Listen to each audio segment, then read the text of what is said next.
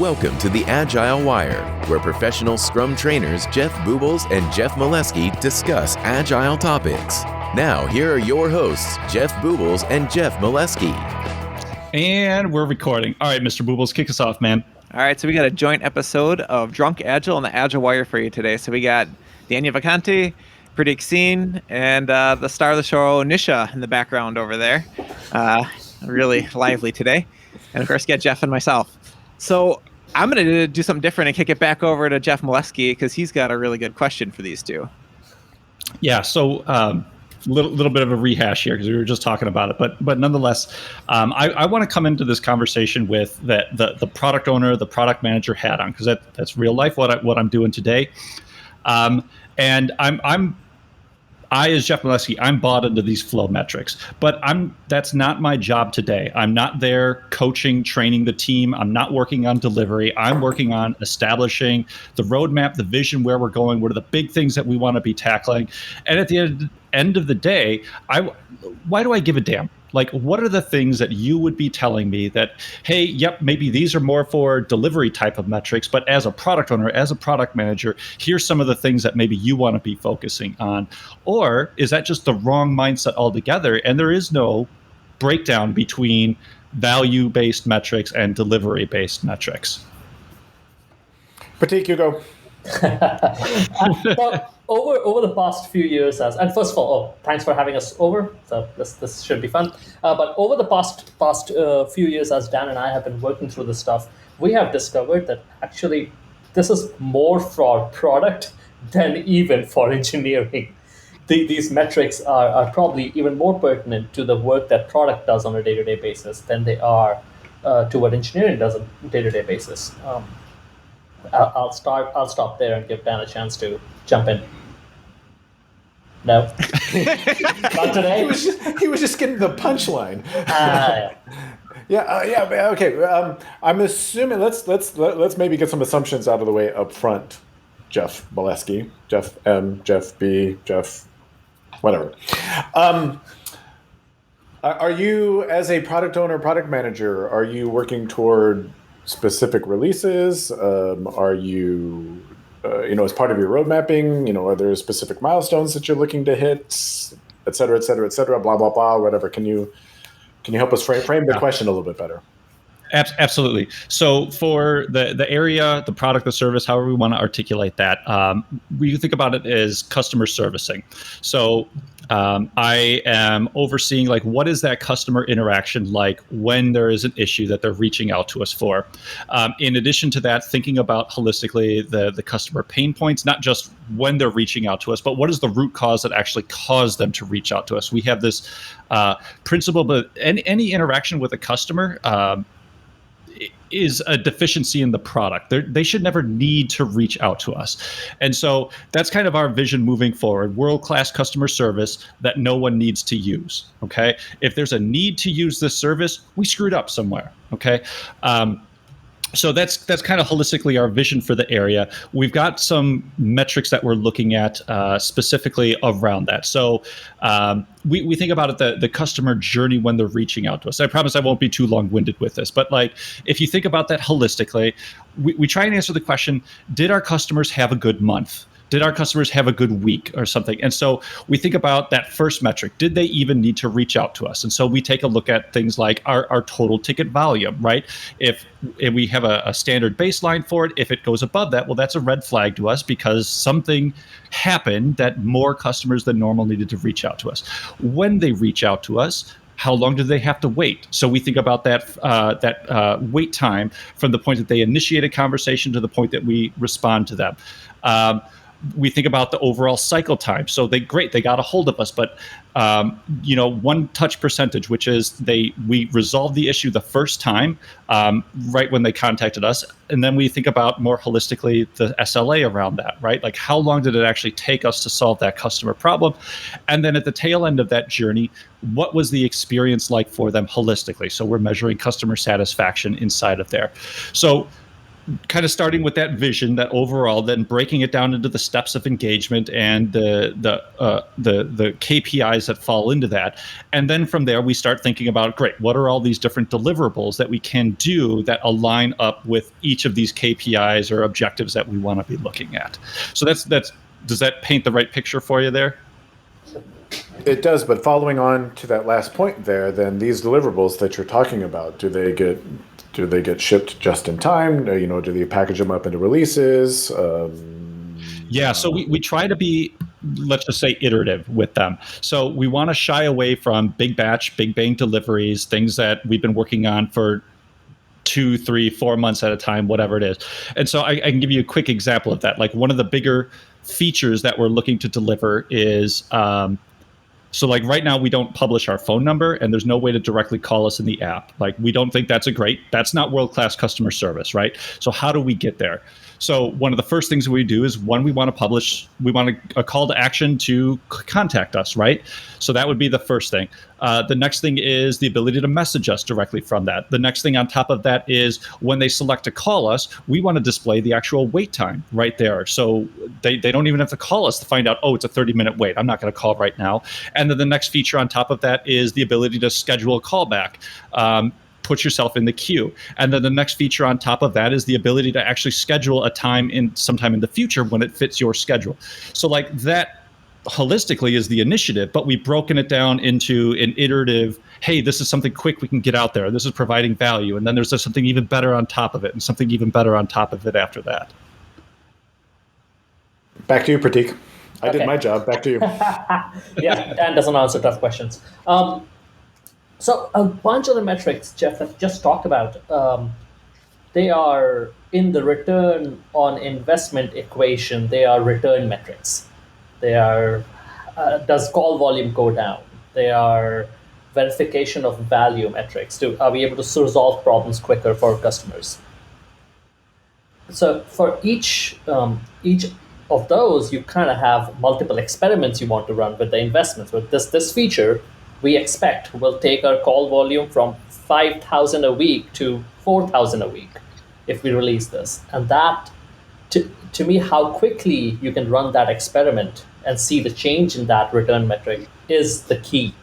We're making a hypothesis, an assumption that by releasing this thing, we'll reduce the call volume from 5,000 to 4,000.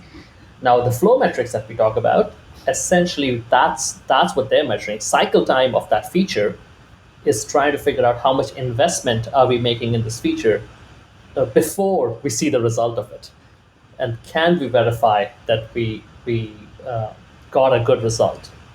The reason you'll hear Dan and I harp on cycle time so much is because the faster we can run that experiment, the faster we see results, or faster we find out, was this an experiment just didn't work. So, and again, everything else is connected, as we've talked about multiple times with Little's Law. The fewer things you work on, the faster you can run experiments, and throughput lets you know how many experiments you can run. Dan? Yep. I would argue, and I have argued, and I would continue to argue that the and by the way, hi Jeff B. We'll let you into the conversation at some point. I'll jump in next. As active as Nisha today. I would argue that the whole role of a product owner, project manager is actually to manage risk. Well, I think most people think it's about managing product. I would argue it's honestly more about managing risk. And so why you care, why you give a damn about these flow metrics is because they in real time give you an understanding of risk. So take the feature that you said, contact chat on from the website. That's not a story. That's probably a feature, right? There's several things going on there, and you need to know at what point at some point maybe this feature is going well, and we will be able to deliver it, or maybe this feature is going off the rails and it's taking too long, and we're starting to take on too risk because our inability to deliver on that feature causes that chain reaction, because you were talking about, well, because on top of that we want to build this, and on top of that we want to build this, and the sooner that you know that you have risk associated with any of those things, you as a product manager can spring into action and start to manage that risk. And like I said, I would argue it's these flow metrics that give you that understanding of risk as quickly as possible. And then I would argue that you care about it because you want to know about predictability. One of your stances as a product owner is collaboration, and you need to collaborate with marketing and other people and figure out what's going to be released when. Like, there's people that need to understand, like, hey, call volumes should go down in the next few months. How are we handling that from a staffing standpoint? And if you can say, I have some type of expectation that we're going to run these experiments, and I start to see the trend of that happening, you can be much more proactive in letting other people know in your organization that this is probably going to happen. And you're running it in smaller batches, so you're going to start to see a trend of that happening as you run those experiments. So I think it gives you a lot more predictability along with reducing risk, like Daniel was saying. Yeah. So, I mean, if I'm just going to pile on because you're getting a whole bunch of free consulting here. Because part of this is about understanding the capacity of the team or teams too. Because we haven't talked about it. Is this one team? Is this multiple teams or whatever? Because if you have a whole, and I'm going to say the B word, and I'm going to regret saying the B word, but if you have a whole backlog, maybe a whole list of options of things that you want to work on, being able to match capacity to that demand, and from a predictability standpoint, I think is huge too. Because as a product owner, this is something that. And tying it back to what Pratik said at the beginning, as a product owner, I really want to know is the team are the teams that are working with me, are they overburdening themselves? Are they taking on way too much stuff? It shouldn't be this. Okay, here's your prioritized list, and you throw it over the wall, and they just go and do it. Because left to their own devices, with all due respect to all teams out there, left to their own devices, they'll probably make the wrong decisions. Again, from a risk perspective, they'll probably make the wrong decisions. And as a product owner, I'd want to know when they're working on 3 of my initiatives when they should only be working on 1 of them. I don't predict. How come you hesitated there with using the backlog? Not a, What's that? I'm not a fan of the word backlog. I don't know, just not. Why? Is it literally just the backlog, or is it lists of work? I think it's more the term, because I think when you say backlog, and by the way, we're not talking about professional Scrum, we're not talking about professional Kanban here. I'm just talking in general in practice. Sure. Backlog means, you say backlog, and what does a backlog mean? You'll get to 50 different people, you get 50 different answers, and I think it carries a lot of bad baggage with it. Gotcha. If we're talking about professional Scrum, I think that's a different story, but I don't know that we can necessarily assume facts not in evidence, right? In this for this call. I don't know, Pratik, you can. I don't know. Do you want to tell about that story about teams you run into working in features out of order or whatever? I mean, that's not a bad one, but I mean, it's ridiculous at times looking in from the outside, but then the teams have their reasons for it. But the product owner will give them a backlog. Here are 10 things I want, and the teams kind of and even prioritize it, right? Even prioritize it. So here's in order. 1 through 10. These are. And teams, due to various reasons, whether it's technology expertise, whether it's something looks more interesting, would work out of priority order, because in their head, I got these 10 things, regardless of priority order, or 10 of these need to get done. So the order, when they get the stuff, doesn't matter to them. Very often, as we all know, new things come in, existing things get bigger, and all of a sudden you have your priority number 1 and 2 at risk, while priority number 8, 9, and 10 are already done. So that's another reason why limiting WIP helps you kind of focus on, are we working on the right things? Are we getting things done? So, I apologize, Jeff. Do you want to? Because I got one more question along this path, but Keep going. I feel like our roles are reversed in this one too. Because normally, like, you're the talker, and I just sit here and listen. And now I'm like, sit down, Boobles. I'll do. So, all right. So again, like, we'll play out this hypothetical scenario. You've won me over with these flow metrics and why I should be thinking about risk. But again, value. Like, where is the value metric that I should be looking at? Where is, okay, should I be looking at cost of delay? Should I be thinking about WSGIF when I'm ordering things? Do I don't know, make up some Molesky dollars and I assign Molesky dollars to everything on my backlog, right? Like, what? Help me out here, guys. What are your thoughts there? I'll let Dan jump in, but I was going to say, I think we're going to do rock, scissors, paper to see who gets this one. but of all those options, Molesky dollars might be the best one. I love it. Yeah, I love it. Where do I take the class? I know. Oh, okay. This goes to first. The base assumption we're making is that a particular feature will deliver value, or we can know the value of a feature before it's out there. And that's kind of why earlier we were using the experiment language. There's a hypothesis that this particular thing, when we release it, will take call volumes from 5,000 to 4,000. We don't know if that'll happen. Maybe this feature actually increases call volume because people are confused by it. So any assumption of value, we first need to understand that it is an assumption of value. And that's kind of why, again, we go towards the flow metrics and say, we can't control return, but we can control investment. Can we invest as little in this experiment as possible to find out if it's giving us return?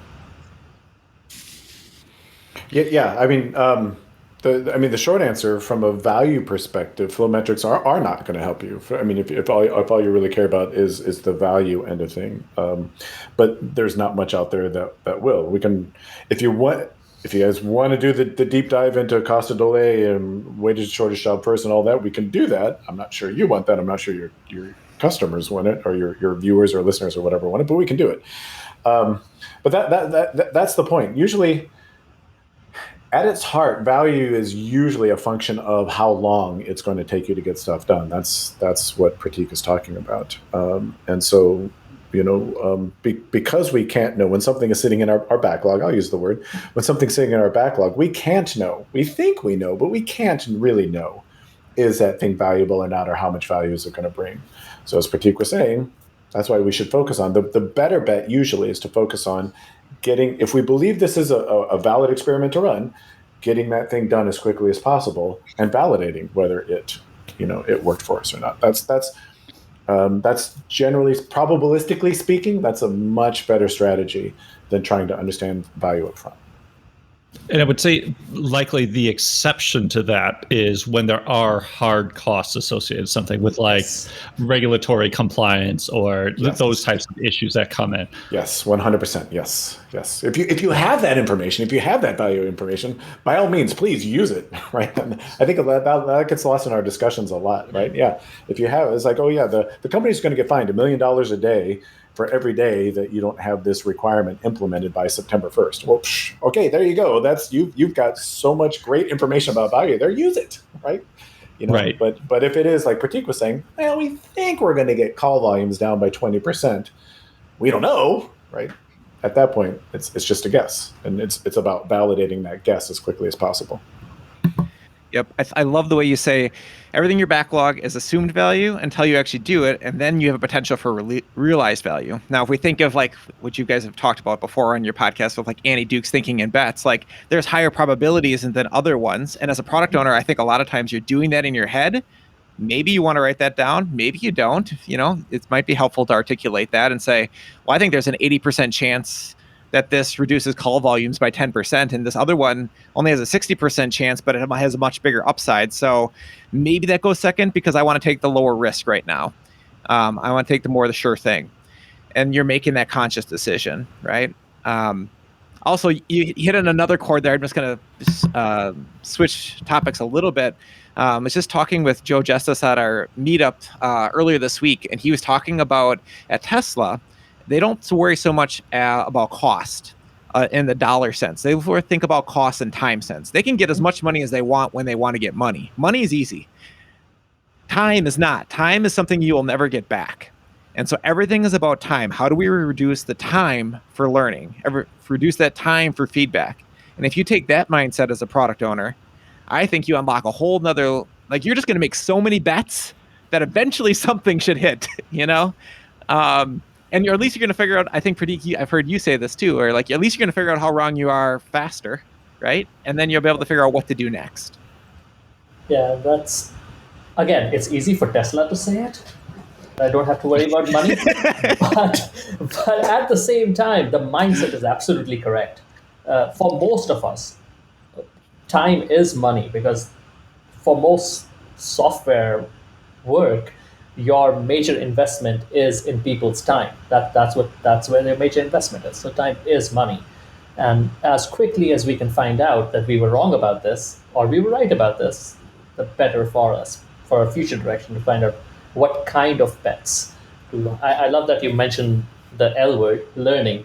Time to learning and time to feedback is probably more important of a concept to think about than time to value. Mm-hmm.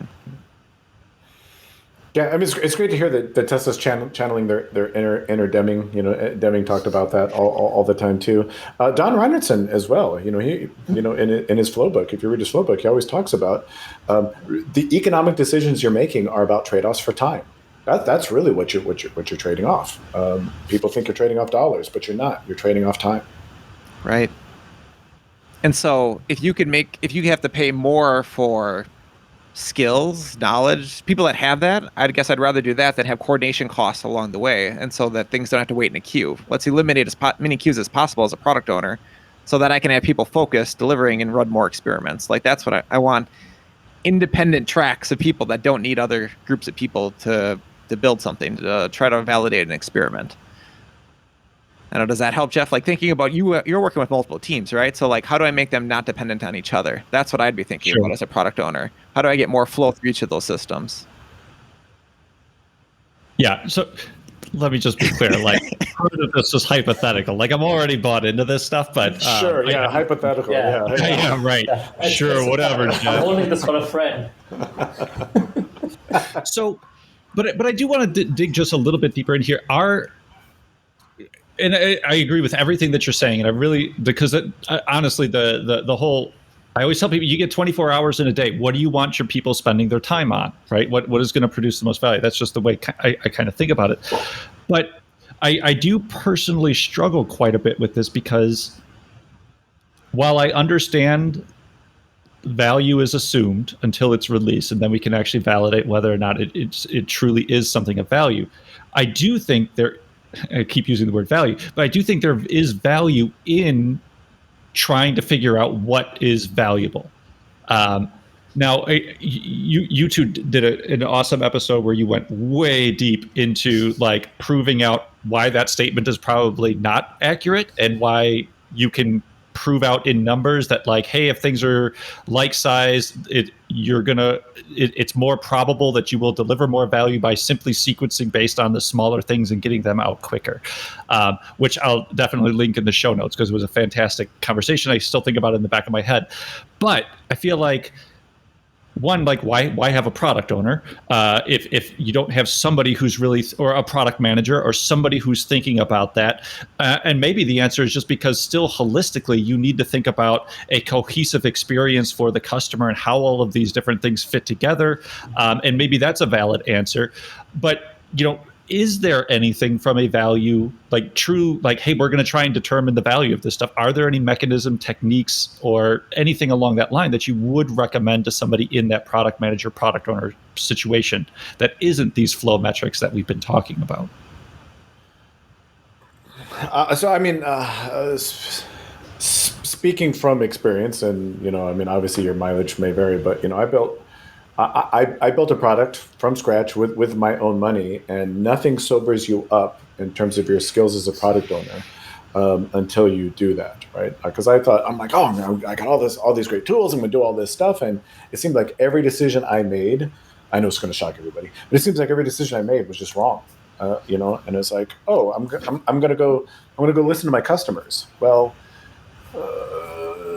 That only gets you so far, because we have another Drunk Agile episode about that, in terms of, because your customers will say things, God, you know what, if your product only had this feature, I would buy it, right?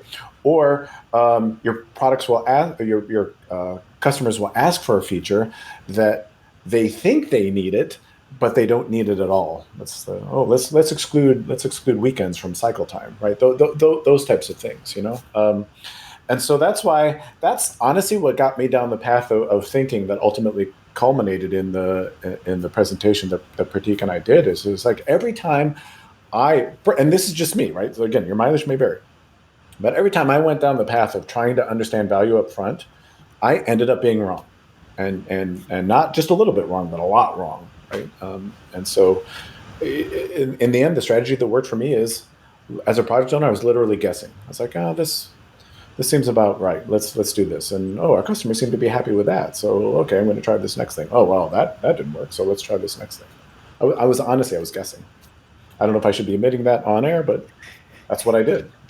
But even if you're guessing, were you validating them by looking at customer behaviors? Because that's what I would say is like, well, what they say and what they do are different things. I'd rather track a little bit more of what they do after I may have an hypothesis and I try something, Yep. So Pratik, what is the last column on a Kanban board? It's what did we call it over and over again? After shipped, it's validation. It's reviewing how customers are using it, so that. And I remember, Dan, you telling me about a Kanban board that goes in a circle. You ship, you review, and you inform the next thing in your options column. So that, yeah. Sorry, Pratik, go on. I was going to say that just I remember having this conversation with Dan a while ago, and I think one of the things we were talking about was this is how stock tickers end up on random websites, because they don't have a product owner kind of directing them, and engineers like, oh, I can hook into that thing. It gives me real-time information. Well, but your website is, you do email. Why is a stock ticker there? That is really that strategic direction, and what is the next good experiment to try, I think, is where the product owner comes in. Yeah, so Jeff, I know we're not answering your question, Jeff Molesky. We're not answering your question at all. But I liked how you framed it before. To me, the product manager is more about that vision, right? What is that right vision for the product, and are we doing what we can to steer toward what we think that vision is? The rest is just, as you said. I think you said operations or something like that. I forget. I thought there was a word that you used there, but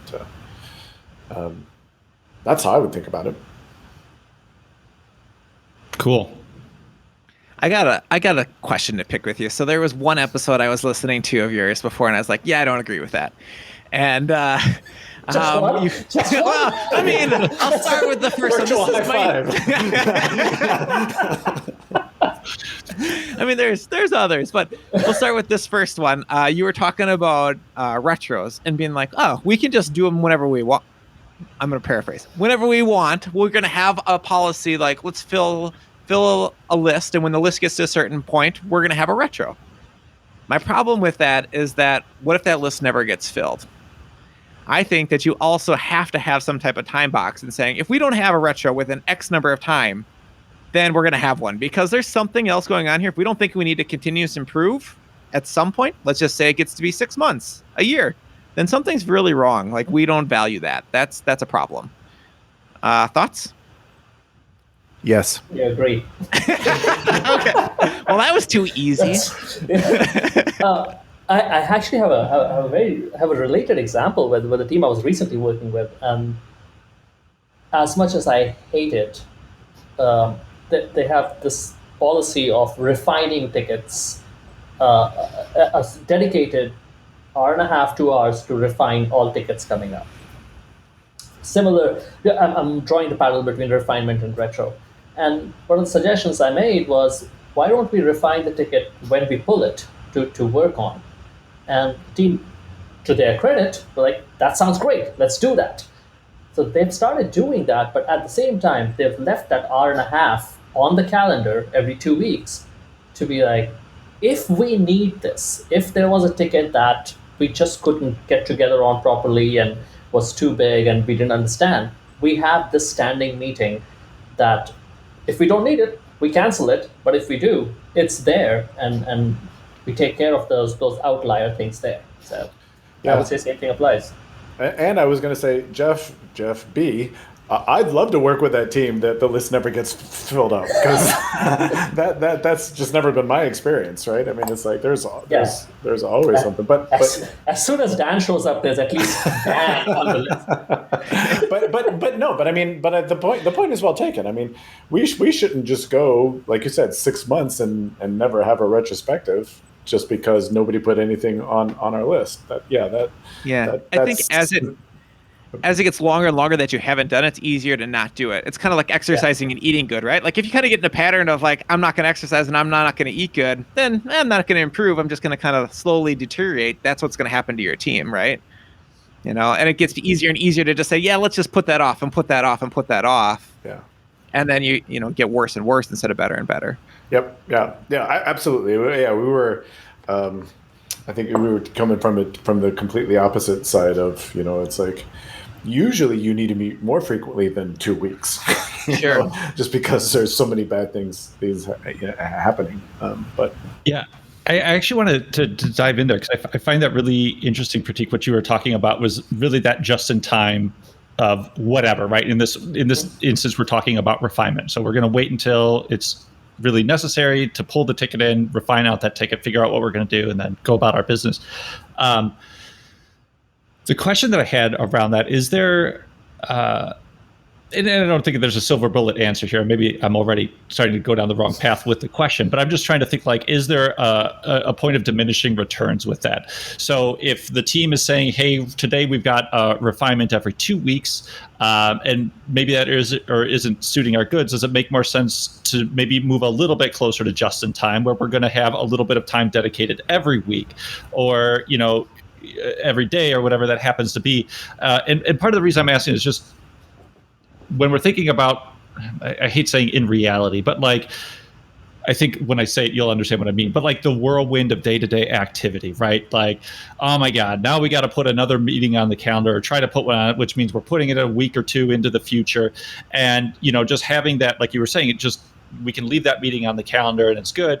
But I personally like to do refinement more on a weekly basis, so that every week, Tuesday, whatever it is, we know we're going to get together for an hour. We know we're going to talk through the next few tickets that are coming down. And to me, that's moving it closer to just in time, but without having the potential turbulence of, okay, we're going to do just-in-time refinement of these tickets, but Dan's out on Thursday, so we can't really do it at that time. So like, I just think there's probably some give and takes inside of there, but I do find that idea really interesting of, hey, what if you just moved refinement or whatever that activity happens to be closer to when the time you actually need to do it? Yeah, I think there's always a tension between cadence-driven stuff and just-in-time. I think there's always, but I can speak for Dan here too, tend to fall more towards let's do everything just in time. Meanwhile, that might be too upsetting for a team which is used to cadence-driven work. What does happen when you do the just-in-time thing is you realize pretty quickly is we don't need all 8-10 people of the team to refine every ticket. It's usually, instead of, and again, staying with refinement, instead of 10 people getting together for 2 hours to do refinement, it's 3 people getting together for 10 minutes per ticket doing the refinement in the just-in-time thing. Now, in the spirit of small experiments, absolutely, can we do it less often? More often for less time, and still have it on a cadence? I think that's a good first step to move towards just-in-time. Yeah, I like to have teams do it a combination of that, like a hybrid. So it's like quarantine partners maybe go out, do some refinement, and then combine and have some kind of cadence where you get together and be like, this is what we've had, this is what we got to. Here's where we have questions. Anybody know how to answer these? Because that's the problem you have is, I don't know, if you're going to do it just in time, what if I need somebody from the business to answer a question and now they're on vacation for a week and now, that gets moved down. And if we just would have talked about it a week earlier, we could have had that information and started the most valuable thing. Now we can't. So that's you just got to play those, pros and cons. So how can you do a little bit of, get the best of both worlds? I also really like it because you're not watching one person type. Like that's the most wasteful thing that I see in refinements. It's like we got 10 people in a room, one person's typing, everybody else is almost, they're pretty much checked out.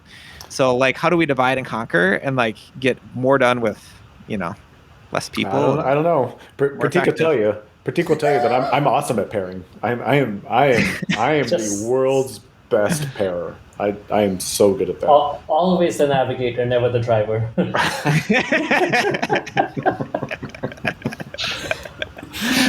I do agree. I mean, in a sense, there's something about timing. There's something about cadence. Again, that doesn't click as much in my head, but for a lot of people, I think cadence helps them. Do you think, out of curiosity, do you think that's a symptom? Maybe symptom isn't it. So Jeff and I come from Scrum.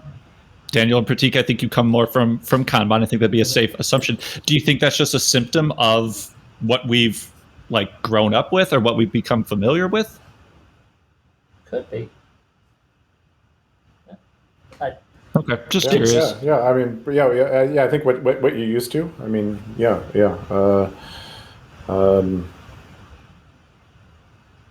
I mean, I wonder because the Scrum Guide, it was either the last one or the one before. I remember it. I think in several spots it had the words "at least," and I always wanted to write this blog post that the two most important words in the Scrum Guide are "at least," because like a retrospective, you should have a retrospective at least once a sprint, right? A done increment. You should have a done increment at least once a sprint, and make it clear for teams that while it's good for you to be doing it to kind of from the cadence perspective, be doing it at least once every 30 days or less or so. You should be highly incentivized to actually be doing it much more frequently than that. So yeah, I think it is a function of what we're comfortable with, but I'm hoping this cross pollination of ideas will help. Yeah. Oftentimes the question I get from a client is like, I think we should change our cadence, our sprint cadence, to something longer or shorter. It could be either one. And really what it is they just need 2 plannings inside of one sprint, or they just need more retros, or they just need less. They want one review every 2 weeks. So they want to go to a 2-week sprint. Well, it's like, well, okay, let's do 2 weeks sprints, but let's still do 2 plannings, 2 retros, 2 refinements, right? Like we still want to do the more frequent planning, that just in time stuff. So I guess nudge out there to everybody else, like you don't have to just do one of every event. If you're doing Scrum, do multiple. That's usually a good way to get to that just in time way of doing things like you're talking about. And then before you know it, you don't even know the difference between doing Scrum and Kanban. You're just kind of doing both, It was interesting that you threw it out there.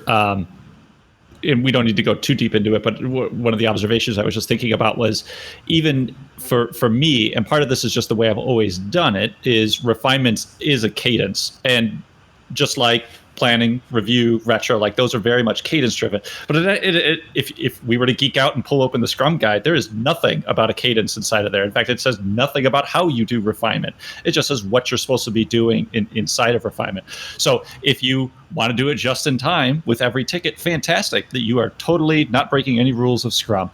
If you like having a cadence where you're just doing it once a sprint or whatever that happens to be, fantastic. You are, once again, not breaking any rules of Scrum.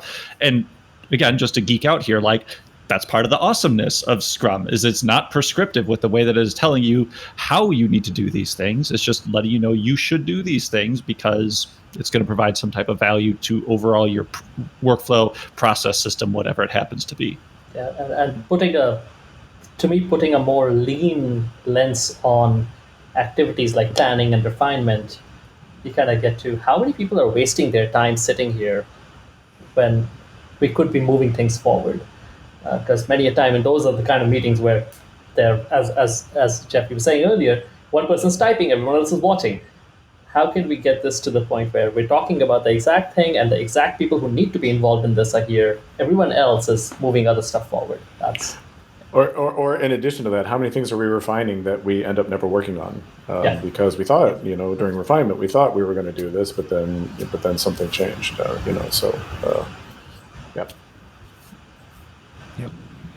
And how many things do we move in our backlog that are never done too? Like you make me think of that. Like so many backlogs are just monstrous and they're just never going to get those things done. So I don't know. I'm all in favor of just deleting stuff if it's been a long period of time since you've it's been on there. I It'll was come just back. moving into this area, and I finally got buy-in to burn with fire shit that was over 2 years old.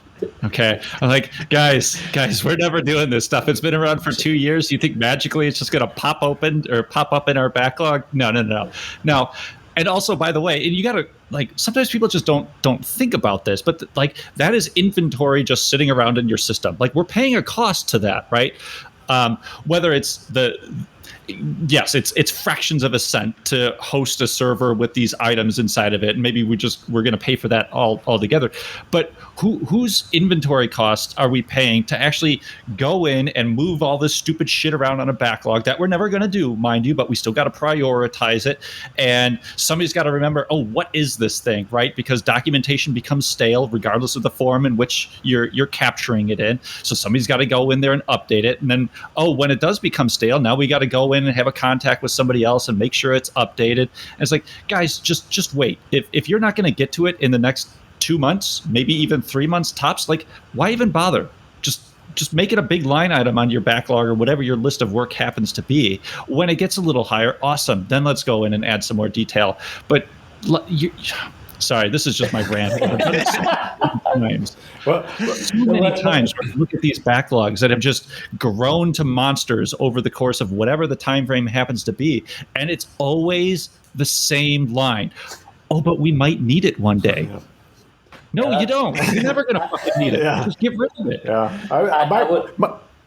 Pratik, go ahead. No, I was going to say I would love for if the Scrum Guide had to include one more ceremony, it would be like a purge ceremony where you bring tickets or code that doesn't get exercised at all, or tests that don't do anything except just are always green or always red. You bring something to that and you just delete it, and we all take a drink after that.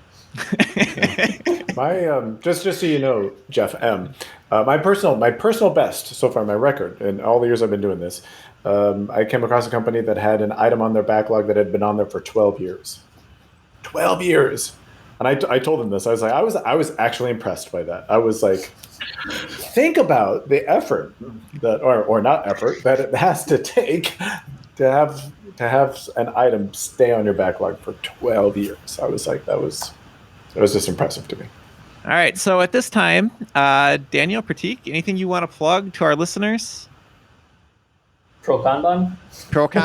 Yeah. Go to prokanban.org. Check out stuff there. There's a lot of good information on there. Dan?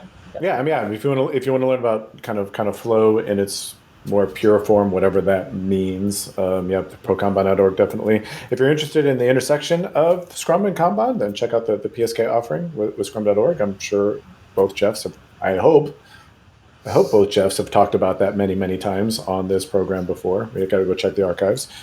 And then, of course, Drunk Agile, right? Yep. If you're interested in just having a whiskey and sitting around talking about this kind of stuff, please join us. We usually and Nisha, heavy night for her. We usually have one of those going out, once a week or so. So just talk about just in time. Our Drunk Agile is definitely just in time. It's barely in time is what our Drunk Agile episodes are. But yeah. So thanks for I want to echo what Pratik said earlier. Just thanks for the opportunity for being here. This was a lot of fun. Whether, like I said, whether the audience likes it or not, doesn't really matter to me. We had fun, so that's all that matters. Awesome. Thank you for listening to the Agile Wire. We are consistently inspecting and adapting ourselves. We would appreciate feedback at feedback@theagilewire.com or on iTunes, Spotify, or Google Play Store. See you next time.